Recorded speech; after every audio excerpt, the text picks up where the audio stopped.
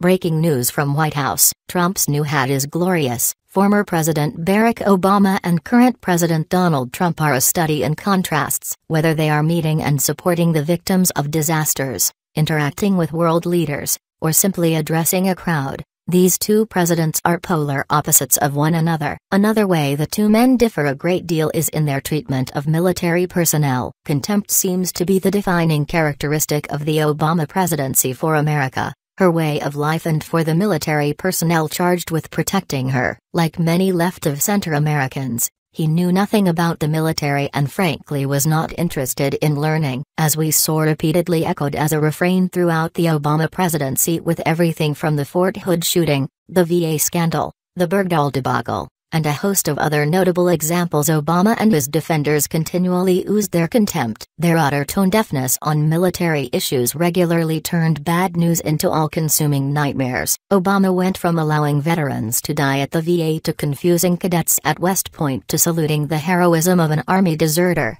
if not an outright enemy collaborator. Adding insult to injury, much of the mainstream media has little idea how to cover military issues because they share this cultural contempt. Enlisted soldiers, sailors, airmen, and Marines are considered stupid or insane. Either way, indigent victims who must be enlightened by the liberal elite.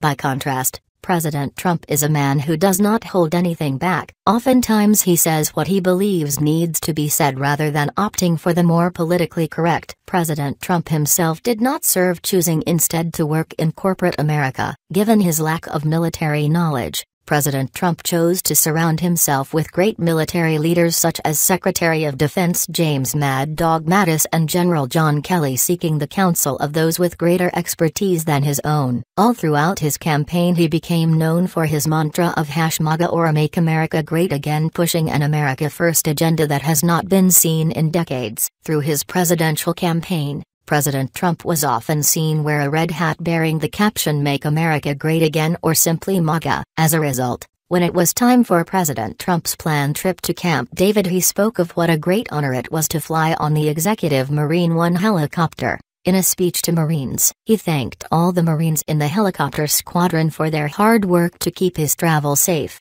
noting what an incredible privilege it was to take that flight, as few sights more awe-inspiring than riding the helicopter past the national monuments and landing at the White House.